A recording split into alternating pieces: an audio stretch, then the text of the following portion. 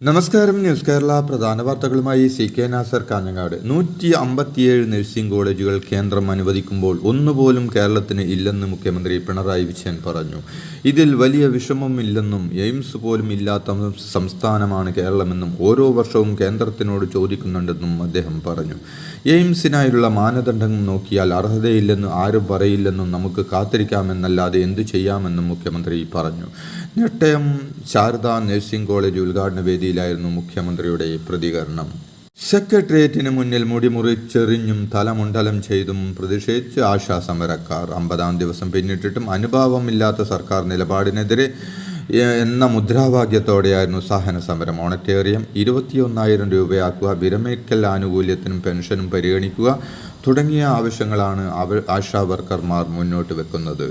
സെക്രട്ടേറിയറ്റിന് മുന്നിൽ തലമുണ്ടനം നടത്തിയവർ പ്രതിഷേധിക്കേണ്ടത് ദില്ലിയിലാണെന്ന് പൊതുവിദ്യാഭ്യാസ വകുപ്പ് മന്ത്രി, തൊഴിൽ വകുപ്പ് മന്ത്രി വി ശിവൻകുട്ടി പറഞ്ഞു.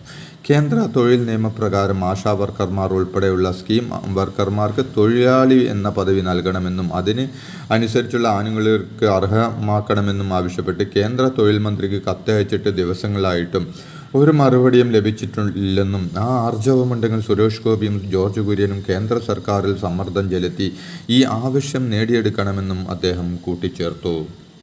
ആശാ വർക്കർമാർ സെക്രട്ടേറിയറ്റിന് മുമ്പിൽ മുടിമുറിച്ച് പ്രതിഷേധിക്കുന്നതിന് ഐക്യദാർഢ്യവുമായി ഗുരുവായൂർ നഗരസഭാ ഓഫീസിന് മുന്നിൽ BJP നേതാക്കൾ തലമുണ്ടനം ചെയ്തു. BJP തൃശൂർ നോർത്ത് ജില്ലാ പ്രസിഡന്റ് അഡ്വക്കേറ്റ് നിവേദിത സുബ്രഹ്മണ്യം പ്രതിഷേധം ഉദ്ഘാടനം ചെയ്തു.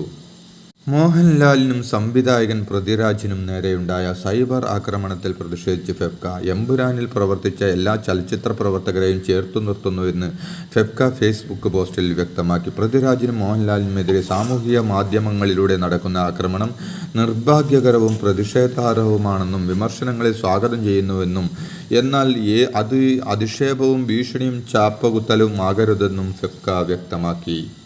എമ്പുരാന്റെ വീണ്ടും എഡിറ്റ് ചെയ്ത പതിപ്പ് തിയേറ്ററുകളിലെത്താൻ വൈകുമെന്ന റിപ്പോർട്ടുകൾ. എഡിറ്റിംഗിനും സെൻസറിങ്ങും പൂർത്തിയായെങ്കിലും സാങ്കേതികമായ നടപടി ക്രമങ്ങൾ ഇനിയുമുള്ളതാണ് കാലതാമസത്തിന് കാരണം. വെട്ടിമാറ്റലിന് ശേഷമുള്ള എമ്പുരാൻ വ്യാഴാഴ്ചയോടുകൂടിയാകും എത്തുകയെന്നാണ് പുതിയ വിവരം.